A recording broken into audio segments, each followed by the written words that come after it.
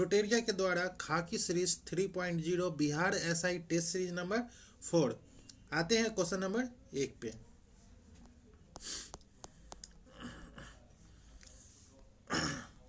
पूछ रहा है सिमलीपाल राष्ट्रीय उद्यान के संदर्भ में निम्नलिखित कथनों पर विचार करना है और सही कथन चुनना है। पहला जो है वो इसे ओडिशा के चौथे राष्ट्रीय उद्यान के रूप में अधिसूचित किया गया है। इसे भारत के 107वें राष्ट्रीय उद्यान के रूप में अधिसूचित किया गया है। इसमें से कौन सा कथन जो है वो सही है? तो इसका राइट आंसर है ऑप्शन नंबर ए, केवल दूसरा कथन जो है वो सही है, क्योंकि सिमलीपाल को भितरकनिका के बाद ओडिशा का दूसरा राष्ट्रीय उद्यान घोषित किया गया, न कि चौथा। ये जो है वो ओडिशा का दूसरा राष्ट्रीय उद्यान घोषित किया गया है। भितरकनिका जो है वो पहला जो है वो भितरकनिका है और दूसरा जो है वो सिमलीपाल है। तो भितरकनिका राष्ट्रीय उद्यान को वर्ष 1998 में अधिसूचित किया गया था।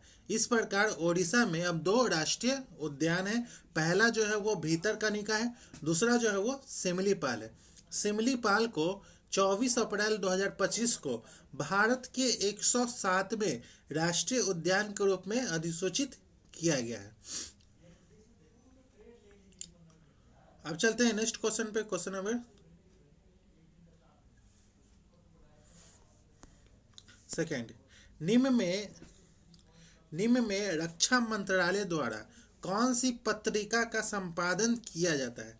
रक्षा मंत्रालय द्वारा कौन सी पत्रिका का संपादन किया गया है? संवाद, त्याग, शौर्य, कुरुक्षेत्र। तो इसका राइट आंसर है ऑप्शन नंबर ए जो है वो रक्षा सचिव राजेश कुमार सिंह ने 1 अप्रैल 2025 को नई दिल्ली स्थित साउथ ब्लॉक में हिंदी पत्रिका संवाद के विशेष अंक का विमोचन किया है। यह आंतरिक पत्रिका संयुक्त सचिव और मुख्य प्रशासनिक अधिकारी के कार्यालय द्वारा प्रकाशित की गई है। अब चलते हैं क्वेश्चन नंबर 3। हाल ही में किसने 2 अप्रैल 2025 को नई दिल्ली में 2 दिवसीय विकसित भारत युवा संसद महोत्सव 2025 के राष्ट्रीय दौड़ का उद्घाटन किया है? किसने किया है? अमित शाह, मनसुख मांडविया, एस जयशंकर, नरेंद्र मोदी। तो इसका राइट आंसर है ऑप्शन नंबर सी जो है वो मनसुख मांडविया। डॉक्टर मनसुख मांडविया ने 2 अप्रैल 2025 को नई दिल्ली में 2 दिवसीय विकसित भारत युवा संसद महोत्सव 2025 के राष्ट्रीय दौड़ का उद्घाटन किया है। देश भर से कुल 105 राज्य स्तरीय विजेताओं ने राष्ट्रीय मंच पर अपना स्थान बनाया है। अब चलते हैं क्वेश्चन नंबर 4 पे। पीएम अजय योजना का प्राथमिक उद्देश्य जो है वो क्या है? तो पीएम अजय योजना का प्राथमिक उद्देश्य जो है वो एससी समुदाय के बीच गरीबी कम करना। ऑप्शन नंबर ए जो है वो पीएम अजय योजना का संबंध जो है वो पीएम अजय योजना का प्राथमिक उद्देश्य जो है वो एससी समुदाय के बीच गरीबी कम करना। अब चलते हैं क्वेश्चन नंबर 5 पे। राजकोषीय स्वास्थ्य सूचकांक FHI 2025 में कौन सा राज्य शीर्ष पे था? केरल, बिहार, उत्तर प्रदेश या ओडिशा? इसमें से कौन सा राज्य जो है वो शीर्ष पे था? केरल, उत्तर प्रदेश, बिहार या ओडिशा? तो इसका राइट आंसर है ओडिशा जो है वो राजकोषीय स्वास्थ्य सूचकांक में सबसे शीर्ष पे था। कौन सा राज्य? ओडिशा। अब चलते हैं क्वेश्चन नंबर 6 पे। निम्नलिखित कथनों पर विचार करें और सही कथन का चयन करना है। पहला, खेलो इंडिया यूथ गेम्स का 7वां संस्करण 4 से 15 मई 2025 को बिहार के 5 शहरों में आयोजित किया गया था। दूसरा जो है 2018 में पहली बार खेलो इंडिया पहल शुरू की गई थी। कौन सा कथन जो है वो सही है? तो ऑप्शन नंबर 1 सी जो है वो कथन 1 और दोनों सही है। अब चलते हैं क्वेश्चन नंबर 7 पे। किस राज्य ने अप्रैल 2025 में 2000 साल पुराने मेगालिथिक अवशेषों की खोज की सूचना दी है? बिहार, केरल, तमिलनाडु या गुजरात? तो इसका राइट आंसर है ऑप्शन नंबर सी जो है वो केरल। केरल के बंदू दुक्का के मणिमूला गांव में मेगालिथिक काल के लगभग 2000 साल पुराने प्राचीन अवशेष जो है वो खोजे गए हैं। अब चलते हैं क्वेश्चन नंबर 8 पे। पंचायत उन्नति सूचकांक PAI के अनुसार किस राज्य में अग्रणी ग्राम पंचायतों की संख्या जो है वो सबसे अधिक है? तमिलनाडु, गुजरात, ओडिशा या आंध्र प्रदेश? तो इसका राइट आंसर है ऑप्शन नंबर बी जो है वो गुजरात। पंचायती राज मंत्रालय ने स्थानीय सतत विकास लक्ष्यों के अनुरूप 2.5 लाख से अधिक ग्राम पंचायतों के विकास को मापने के लिए पंचायत उन्नति सूचकांक जो है वो लॉन्च किया है।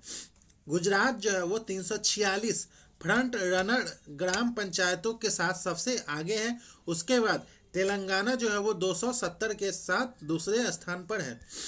अब चलते हैं क्वेश्चन नंबर 9 पे। निम्न कथनों पर विचार करें और सत्य कथन का चयन करना है। पहला, महिला सुरक्षा और सशक्तिकरण पर स्त्री शिखर सम्मेलन 2025 की मेजबानी बेंगलुरु कर रहा है। शिखर सम्मेलन का उद्देश्य महिलाओं के सामने आने वाली प्रमुख सुरक्षा चुनौतियों से निपटना और सम्मान, समानता और सशक्तिकरण की संस्कृति को बढ़ाना है। तो इसमें से कौन सा कथन जो है वो सही है? तो ऑप्शन नंबर ए जो है वो केवल दूसरा कथन जो है वो सही है, क्योंकि हैदराबाद सिटी सिक्योरिटी काउंसिल महिलाओं को सुरक्षा और संरचना में सशक्त बनाने के लिए स्त्री शिखर सम्मेलन के दूसरे संस्करण की मेजबानी कर रहा है।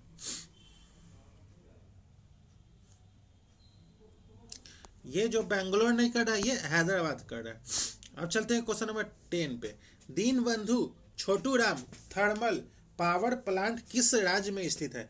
हिमाचल प्रदेश, उत्तर प्रदेश, राजस्थान या हरियाणा? तो इसका राइट आंसर है ऑप्शन नंबर डी जो है वो हरियाणा।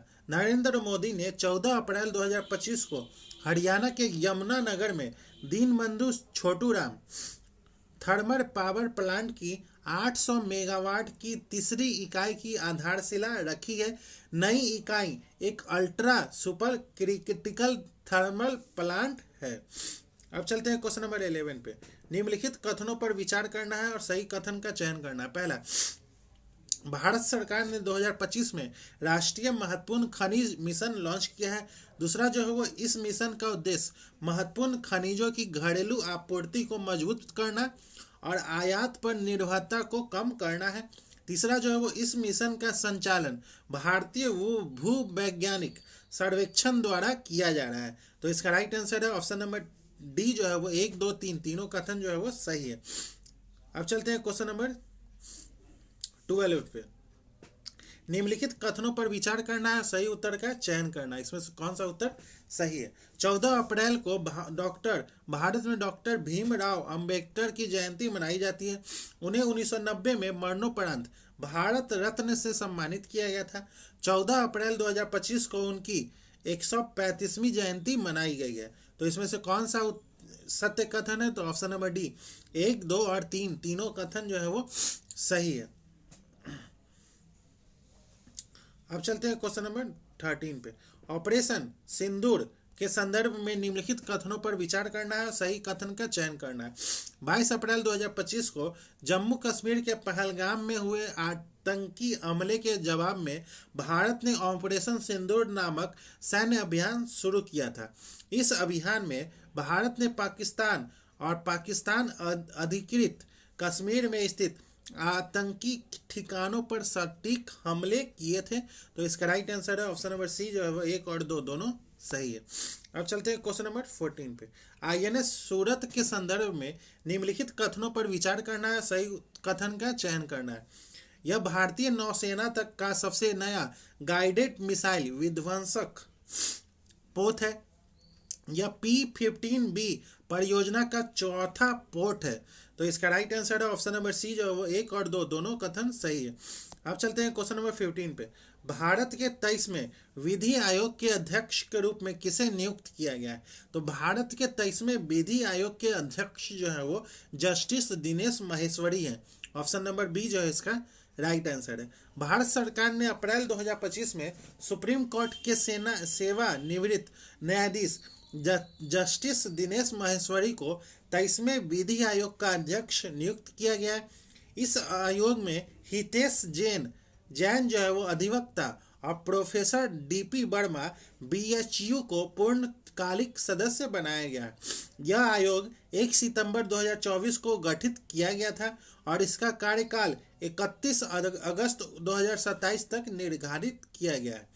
अजय भूषण पांडे को एशियाई इंफ्रास्ट्रक्चर इन्वेस्टमेंट बैंक का उपाध्यक्ष जो है वो नियुक्त किया गया है। किसे? अजय भूषण पांडे। अब चलते हैं क्वेश्चन नंबर 16 पे।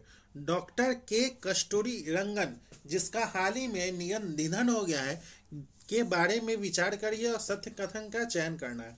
वे 1994 से 2023 तक इसरो के 5वें अध्यक्ष रहे थे। वे एक स्वतंत्र प्रभार वाले केंद्रीय मंत्री भी रहे थे। इसमें से कौन सा उत्तर जो है वो सही है? तो ऑप्शन नंबर बी जो है वो केवल पहला जो है वो सही है।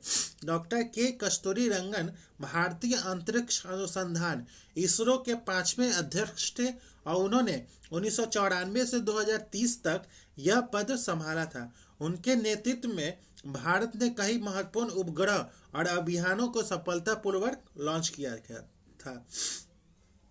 डॉक्टर कस्तूरी रंगन एक वैज्ञानिक और नीति निर्माता थे, लेकिन उन्होंने कभी भी केंद्रीय मंत्री का पद नहीं संभाला है। तो इसका दूसरा जो है वो गलत है। अब चलते हैं क्वेश्चन नंबर 17। हाल ही में पहलगाम आतंकी हमले के प्रतिशोध में भारत ने प्रमुख द्विपक्षीय जल बंटवारे संधि को स्थगित रखने का फैसला किया है और कई अन्य कूटनीतिक उपायों की घोषणा की है। यहाँ भारत सरकार द्वारा किए गए किस संधि का उल्लेख किया जा रहा है? किस संधि का उल्लेख किया जा रहा है? तो इसका राइट आंसर है ऑप्शन नंबर सी जो है वो सिंधु जल संधि। अब चलते हैं क्वेश्चन नंबर 18। किस देश के द्वारा दुनिया का पहला 10 गीगावाट ब्रॉडबैंड नेटवर्क लॉन्च किया गया है? फ्रांस, भारत, चीन, दक्षिण कोरिया। तो इसका राइट आंसर है ऑप्शन नंबर बी जो है वो चीन। अब चलते हैं क्वेश्चन नंबर 19। हाल ही में खाद्य प्रसंस्करण क्षेत्र में नए विचारों को बढ़ावा देने के लिए दूसरा सफलम सम्मेलन कहाँ आयोजित किया गया था? दरभंगा, रोहतास, गया जी या राजगीर। तो इसका राइट आंसर है ऑप्शन नंबर डी जो है वो राजगीर इसका राइट आंसर है। सफलम का उद्देश्य जो है वो खाद्य प्रसंस्करण उद्योग में नवाचार को प्रोत्साहित करना, कृषि उत्पादों के मूल्यवर्धन और आपूर्ति श्रृंखला में सुधार करना, स्थानीय किसानों और उद्यमियों को तकनीकी और वित्तीय सहायता प्रदान करना। अब चलते हैं क्वेश्चन नंबर 20। निम्नलिखित में किन राज्यों की सीमा बांग्लादेश से मिलती है? कौन राज्यों की सीमा जो है वो बांग्लादेश से मिलती है? कौन सी राज्यों की सीमा बांग्लादेश से मिलती है? तो ऑप्शन नंबर डी जो है इसका राइट आंसर है मेघालय, मिजोरम, त्रिपुरा और असम। भारत के 5 राज्य पश्चिम बंगाल, असम, मेघालय, त्रिपुरा और मिजोरम बांग्लादेश के साथ सीमा साझा करते हैं। पश्चिम बंगाल की सबसे अधिक लंबाई सीमा बांग्लादेश के साथ 2217 किलोमीटर साझा करती है। भारत के पास 15,106.7 किलोमीटर की भूमि सीमा और द्वीप क्षेत्रों सहित 7,516.6 किलोमीटर की तट रेखा जो है वो है। भारत जो है वो 7 देशों के साथ अपनी भूमि सीमा साझा करती है। वो 7 देश कौन से हैं? तो उत्तर पश्चिम में अफगानिस्तान और पाकिस्तान है, और उत्तर में चीन, भूटान और नेपाल है, पूर्व में बांग्लादेश है और सुदूर पूर्व में म्यांमार है। अब चलते हैं नेक्स्ट क्वेश्चन पे, क्वेश्चन नंबर 21। निम्न में से कौन सा विकल्प क्षोभ मंडल के संबंध में सही नहीं है? तो क्षोभ मंडल में मौसम संबंधी कोई घटना नहीं घटती है। ऑप्शन नंबर बी जो है ये गलत है, क्योंकि क्षोभ मंडल में मौसम संबंधी घटना जो है वो घटती है, जैसे बादल, बारिश, बर्फबारी और तूफान आदि। अब चलते हैं क्वेश्चन नंबर 22। भारत की जलवायु कोपेन वर्गीकरण के अनुसार किस प्रकार की जलवायु का प्रतिनिधित्व करती है? भारत की जलवायु जो है वो कौन से प्रकार के जलवायु का प्रतिनिधित्व करती है? तो मानसून, गर्म, ग्रीष्म के साथ। ऑप्शन नंबर ए जो है इसका राइट आंसर है। अब चलते हैं क्वेश्चन नंबर 23। सूची 1 का सूची 2 से मिलान करना है। गारो जो है वो मेघालय में है। मिरी जो है वो अरुणाचल प्रदेश। पचाई मलाई तमिलनाडु। डालमा जो है वो झारखंड में है। तो ऑप्शन नंबर ए जो है इसका राइट आंसर है। अब चलते हैं क्वेश्चन नंबर 24। सतलज और काली नदियों के बीच स्थित हिमालय के भाग को किस नाम से जाना जाता है? कुमाऊं हिमालय, पंजाब हिमालय, नेपाल हिमालय, असम हिमालय। तो इसका राइट आंसर है ऑप्शन नंबर ए जो है वो कुमाऊं हिमालय। अब चलते हैं क्वेश्चन नंबर 25। निम्न में से कौन सा सही सुमेलित नहीं है? कौन सा सही सुमेलित नहीं है? तो डोभल जल दमलू मध्य जो है वो इंग्लिश चैनल एवं उत्तरी सागर को जोड़ता है। मलक्का जो है वो अंडमान सागर एवं दक्षिणी चीन सागर। डेविस जल संधि जो है वो बैफिन खाड़ी और प्रशांत महासागर। 10 डिग्री चैनल जो है वो अंडमान एवं निकोबार द्वीप समूह। तो ऑप्शन नंबर सी जो है वो सही सुमेलित नहीं है, क्योंकि डेविस जल संधि जो है वो उत्तर में बेफिन की खाड़ी और दक्षिण में लेब्राडोर सागर से जोड़ती है, न कि प्रशांत महासागर से। अब चलते हैं क्वेश्चन नंबर 26। निम्न में से कौन सा आंतरिक ग्रहों के समूह को प्रस्तुत करता है? कौन सा आंतरिक ग्रहों के समूह को प्रस्तुत करता है? तो सूर्य और क्षुद्र ग्रहों के बीच के ग्रह। ऑप्शन नंबर सी जो है इसका राइट आंसर है। अब चलते हैं क्वेश्चन नंबर 27। भारत के कुल क्षेत्रफल के कितने प्रतिशत भाग पर पर्वतीय क्षेत्र का विस्तार पाया गया है? कितने प्रतिशत भाग पर पर्वतीय क्षेत्र का विस्तार पाया गया है? 13.8%, 10.7%, 12.5% या इनमें से कोई नहीं? तो इसका राइट आंसर है ऑप्शन नंबर डी जो है वो इनमें से कोई नहीं, क्योंकि भारत जो है वो के कुल क्षेत्रफल का लगभग 30% जो है भाग है पर्वत श्रेणियों का विस्तार है, 30%। अब चलते हैं क्वेश्चन नंबर 28। सूची 1 का सूची 2 से मिलान करना है। बैलाडीरा जो है वो छत्तीसगढ़ में है। कोइंछड़ ओडिशा में है। बालाघाट जो है वो मध्य प्रदेश में है और कुंदरे मुख जो है वो कर्नाटक में है। तो ऑप्शन नंबर बी जो है इसका राइट आंसर है। अब चलते हैं क्वेश्चन नंबर 29। निम्नलिखित में से कौन सी नगदी फसल नहीं है? मूंगफली, ज्वार, गन्ना या जूट। तो ऑप्शन नंबर सी जो है वो ज्वार जो है वो नगदी फसल जो है वो नहीं है। नगदी फसल जो है वो वह होती है जिसे बिक्री से लाभ कमाने के लिए बाजार में बेचने के लिए उगाया जाता है। खरीफ फसल जो है वो मानसून के मौसम में उगाई जानी फसलों को खरीफ फसल के रूप में जाना जाता है। उदाहरण के लिए मक्का, बाजरा और कपास है। और रबी फसल जो है वो वे फसलें जो शीत ऋतु में उगाई जाती हैं और वसंत ऋतु में काटी जाती हैं, वो फसलें जो है वो रबी कहलाती है। गेहूं, चना और सरसों जो है वो रबी की खुश फसलों के उदाहरण है। और जायद फसलें जो है वो ऐसी फसलें जो खरीफ और रबी मौसम के बीच यानी मार्च और जून के बीच उगाई जाती हैं। ये फसलें जल्दी पक जाती है। उदाहरण के लिए खीरा, कद्दू, करेला और तरबूज जो है वो जायद फल है। अब चलते हैं क्वेश्चन नंबर 30। स्टेलेटाइट्स, स्टेलेगमाइट्स और पिलर स्तंभ किसके कार्यों के द्वारा निर्मित निक्षेपात्मक स्थल रूप है? भूजल, ग्लेशियर, नदी या उपयुक्त में एक से अधिक। तो इसका राइट आंसर है ऑप्शन नंबर ए जो है वो भूजल। अब चलते हैं क्वेश्चन नंबर 31। निम्नलिखित में कौन सुमेलित नहीं है? कौन सा सुमेलित नहीं है? तो रोलीला राष्ट्रीय उद्यान गुजरात, बांधवगढ़ राष्ट्रीय उद्यान मध्य प्रदेश, बांदीपुर राष्ट्रीय उद्यान कर्नाटक, सिमलीपाल राष्ट्रीय उद्यान ओडिशा। तो कौन सा सही सुमेलित नहीं है? तो रोहिला राष्ट्रीय उद्यान जो है वो हिमाचल प्रदेश में है, न कि गुजरात में। ऑप्शन नंबर ए जो है वो सही सुमेलित नहीं है। अब चलते हैं क्वेश्चन नंबर 32। भारत में पश्चिमी तट की अपेक्षा पूर्वी तट पर चावल की पैदावार अधिक क्यों होती है? चावल की पैदावार जो है वो अधिक क्यों नहीं होती है? तो पूर्वी तट पश्चिमी तट से चौड़ी है और डेल्टा क्षेत्र है। ऑप्शन नंबर ए जो है इसका राइट आंसर है। अब चलते हैं क्वेश्चन नंबर 33। संसद द्वारा नए राज्यों को बनाने की प्रक्रिया के बारे में निम्नलिखित कथनों पर विचार करना है। संसद द्वारा, तो निम्नलिखित कथनों पर विचार करना है। तो इसमें से कौन सा कथन जो है वो सही नहीं है? तो इस प्रकार की विधि अनुच्छेद 368 के कार्य क्षेत्र में आएगी। तो ये जो है वो सही नहीं है। भारतीय संविधान के अनुच्छेद 3 ने संसद को इसके लिए अधिकृत किया है किसी राज्य में से उसका राज्य क्षेत्र अलग करके अथवा दो या अधिक राज्यों को या राज्यों के भागों को मिलाकर अथवा किसी राज्य क्षेत्र को किसी राज्य के भाग के साथ मिलाकर नए राज्य का निर्माण कर सकेगी। इसके अलावा यह संसद को किसी राज्य के क्षेत्रों को बढ़ाने या कम करने के लिए भी अधिकृत कर सकता है।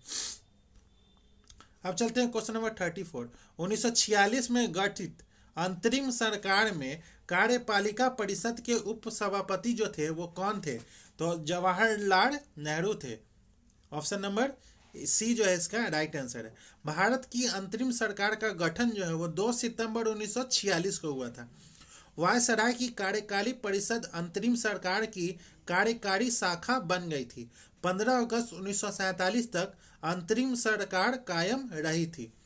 राजेंद्र प्रसाद को खाद्य और कृषि विभाग सौंपा गया था।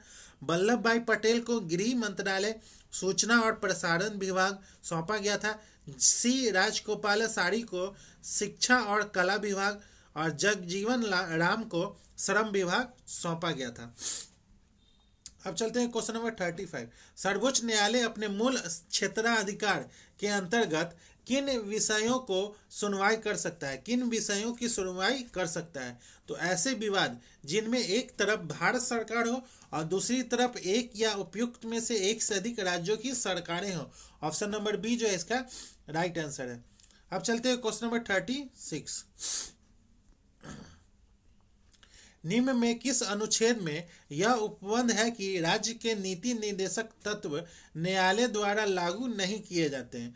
कौन से अनुच्छेद में है? तो अनुच्छेद 37। ऑप्शन नंबर बी जो है इसका राइट आंसर है। अब चलते हैं क्वेश्चन नंबर 37। सूची 1 का सूची 2 से मिलान करना है। भाषाओं का उल्लेख जो है वो 8वीं अनुसूची में है। दल बदल निरोध अधिनियम जो है वो 10वीं अनुसूची में है। 73वां संविधान संशोधन जो है वो 11वीं अनुसूची में है। भूमि सुधार एवं अधिकरण संबंधी अधिनियम जो है वो 9वीं अनुसूची में है। तो ऑप्शन नंबर बी जो है इसका राइट आंसर है। अब चलते हैं क्वेश्चन नंबर 38। निम्न कथनों पर विचार करना है। पहला, राज्यसभा के सदस्यों का कार्यकाल 4 वर्ष का होता है। राज्यसभा सदस्य के लिए कम से कम 35 वर्ष आयु होना चाहिए। राज्यसभा अस्थायी सदन है, लेकिन इसके 1/4 सदस्य प्रति दूसरे वर्ष पद मुक्त हो जाते हैं। उपरोक्त में से कौन सा कथन जो है वो गलत है? तो उपयुक्त सभी कथन जो है वो गलत है, क्योंकि राज्यसभा की परिषद या राज्यसभा भारत की द्विसदनीय संसद का ऊपरी सदन है। राज्यसभा एक स्थानीय निकाय है और यह कभी भंग नहीं हो सकता है।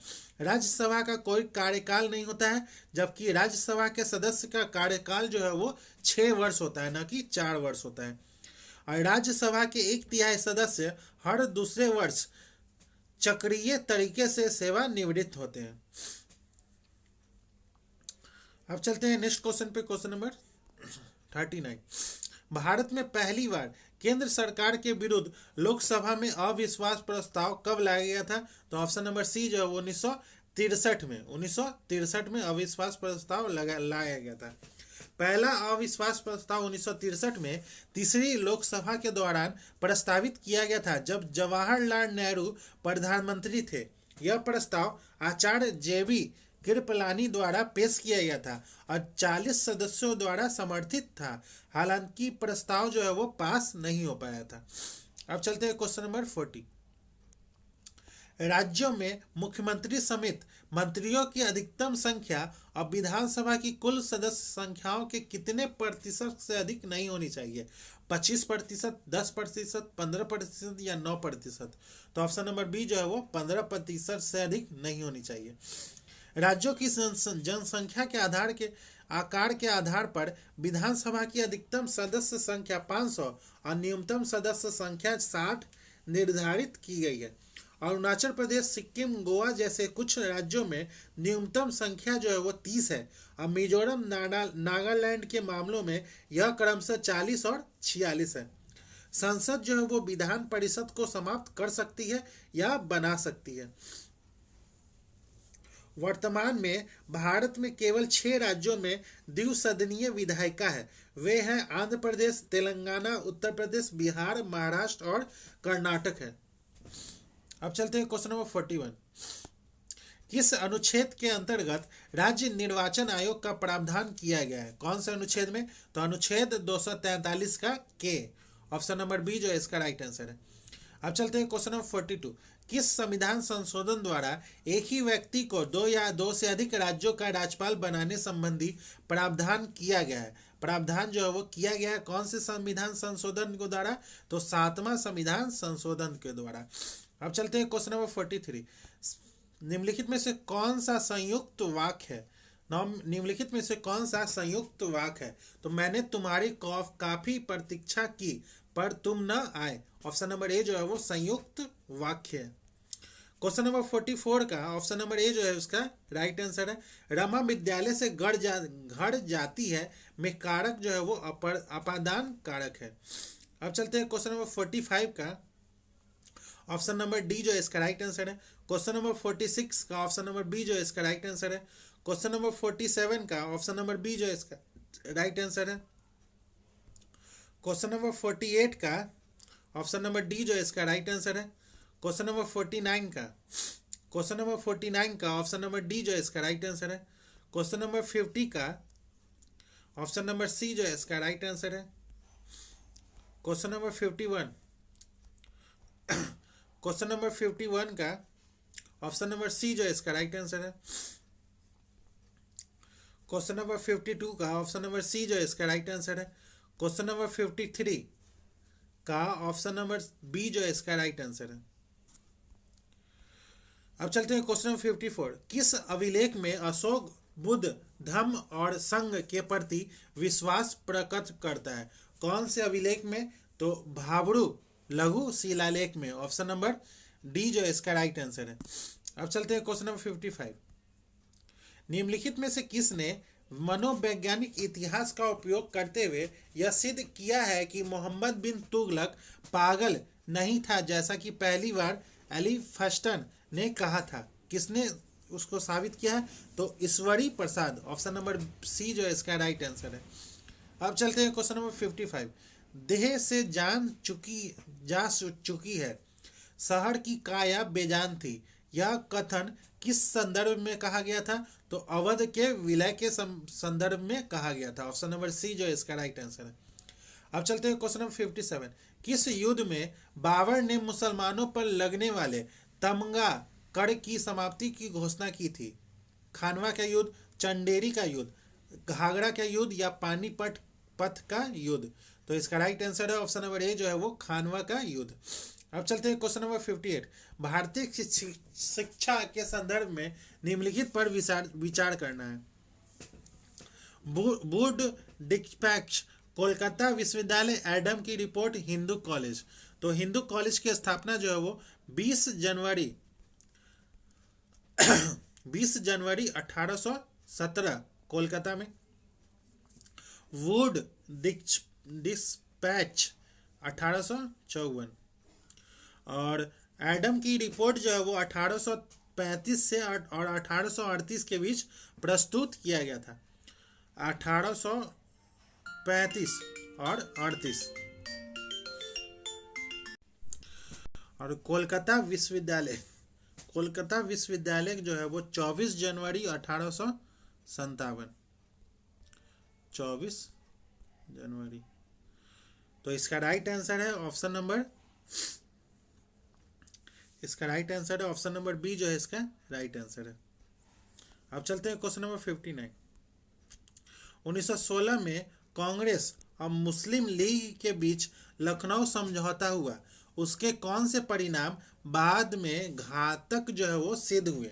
तो कांग्रेस द्वारा मुसलमानों के प्रति संतुष्टिकरण की नीति का आरंभ। ऑप्शन नंबर सी जो है इसका राइट आंसर है। अब चलते हैं क्वेश्चन नंबर 60। अंतरिम सरकार के गठन की घोषणा कब की गई है? तो अंतरिम सरकार के गठन की घोषणा जो है वो 24 अगस्त 1946 को की गई है। भारत सरकार का औपचारिक रूप से गठन 2 सितंबर 1946 को किया गया था। जवाहरलाल नेहरू कार्यकारी परिषद के उपाध्यक्ष थे, जिन्होंने सरकार के वास्तविक प्रमुख के रूप में कार्य किया था। अब चलते हैं क्वेश्चन नंबर 61। निम्नलिखित में से किस ग्रंथ से गुप्त काल के बारे में जानकारी मिलती है? तो मृक्ष कटिकम में गुप्त काल के बारे में जानकारी मिलती है।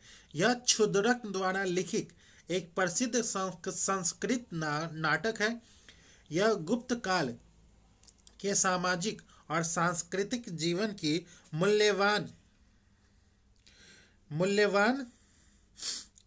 मूल्यवान जानकारी प्रदान करती है। और मुद्रा रक्षक जो है वो यह विशाख दत्त द्वारा लिखा गया है, एक राजनीतिक नाटक है जो मुख्य रूप से मौर्य कला से संबंधित है। यह राजा चंद्रगुप्त मौर्य के सत्ता में आने और उन्हें सलाहकार चाणक्य की रणनीतियों का वर्णन करता है। गार्गी संहिता यह एक प्राचीन ज्योतिषी ग्रंथ है जो यवन आक्रमणों और कुछ वंशों के बारे में जानकारी देता है। राज तरंगनी जो है वो यह 12वीं शताब्दी में कलहन द्वारा लिखी गई पुस्तक है।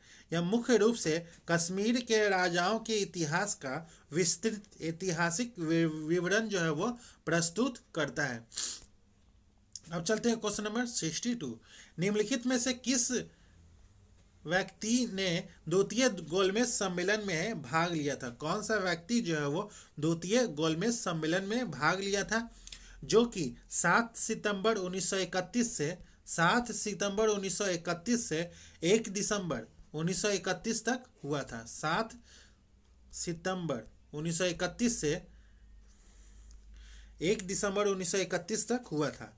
तो महात्मा गांधी, सरोजनी नायडू और Madan Mohan Malviya. 1, 2, 3। Option number D जो है इसका राइट आंसर है। अब चलते हैं क्वेश्चन नंबर 63। किस बौद्ध संगीति के दौरान अभिधम्म पिटक की रचना की गई थी? कौन से बौद्ध संगीति के द्वारा? तो तृतीय। ऑप्शन नंबर सी जो है इसका राइट आंसर है। अब चलते हैं क्वेश्चन नंबर 64। निम्न में से कौन सुमेलित नहीं है? कौन सा सुमेलित नहीं है? अकबर द्वारा जजिया कर समाप्ति जो है वो 1564 में, दिन ए इलाई 1582 में, महाजरनामा 1578 नहीं 1569 में, महाजरनामा जो है वो 1569 में जारी किया गया था। और तीर्थ यात्री कर समाप्ति जो है वो 1563 में। तो ऑप्शन नंबर सी जो है वो सही सुमेलित नहीं है। अब चलते हैं क्वेश्चन नंबर 65। निम्नलिखित में से किस शासक ने वातापी कोंड की उपाधि धारण की थी? कौन सा शासक? तो नरसिंह वर्मन प्रथम। ऑप्शन नंबर डी जो है इसका राइट आंसर है। अब चलते हैं क्वेश्चन नंबर 66। भारत छोड़ो आंदोलन के दौरान स्थापित समानांतर सरकारों में सबसे ज्यादा समय तक रहने वाली सरकार जो थी वो कौन थी? तामलुक, बलिया, सतारा या तलछेड़? तो ऑप्शन नंबर सी जो है वो सतारा। अब चलते हैं क्वेश्चन नंबर 67। आयरलैंड को ब्रिटेन में कब सम्मिलित किया गया था? तो आयरलैंड को ब्रिटेन में 1801 में सम्मिलित किया गया था। ऑप्शन नंबर डी जो इसका राइट आंसर है। अब चलते हैं क्वेश्चन नंबर 68। निपख आंदोलन के प्रणेता जो थे वो कौन थे? तो दादू दयाल। ऑप्शन नंबर सी जो है इसका राइट आंसर है। अब चलते हैं क्वेश्चन नंबर 69। निम्न में से सबसे अधिक मृदु जो है वो कौन है? आयरन, कॉपर, एल्युमिनियम या सोडियम? तो सोडियम जो है वो सबसे मृदु है क्योंकि सोडियम जो है वो एक क्षारीय धातु है, या इतना नरम होता है कि इसे सामान्य चाकू से भी आसानी से काटा जा सकता है। अब चलते हैं क्वेश्चन नंबर 70। प्रकाश संश्लेषण का प्रथम अस्थायी उत्पाद जो है वो कौन सा है? तो फॉस्फोलाइसेसिक अम्ल, ऑप्शन नंबर सी जो है इसका राइट आंसर है। अब चलते हैं क्वेश्चन नंबर 71। पौधों का आर्द्र पतन या आर्द्र गलन रोग किसके कारण होता है? किसके कारण होता है? तो पिथियम डिवेरिएनम, ऑप्शन नंबर ए जो है इसका राइट आंसर है। अब चलते हैं क्वेश्चन नंबर 72। वर्षा रोधी कोट और टेंट के उपयोग की जाने वाली सामग्री का जल रोधक गुण का कारण जो है वो क्या है? कारण जो है वो क्या है? पृष्ठ तनाव, श्यानता, विशिष्ट गुरुत्व या लोच? तो ऑप्शन नंबर ए जो है वो पृष्ठ तनाव है। अब चलते हैं क्वेश्चन नंबर 73। अल्कोहल का रासायनिक सूत्र जो है वो क्या है? तो अल्कोहल का रासायनिक सूत्र जो है वो C2H5OH है, ऑप्शन नंबर बी जो है इसका राइट आंसर है। अब चलते हैं क्वेश्चन नंबर 74। सूची 1 का सूची 2 से मिलान करना है। विटामिन B7 बाड़ों का झड़ना, विटामिन B12 जो है वो प्राणनाशी अरक्ता होना, विटामिन ई जो है वो बांझपन उत्पन्न होना, विटामिन के जो है वो रक्त का थक्का जमने में, ऑप्शन नंबर ए जो है इसका राइट आंसर है। अब चलते हैं क्वेश्चन नंबर 75।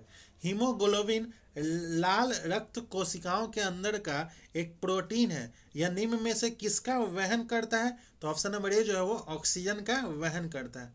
अब चलते हैं क्वेश्चन नंबर 76।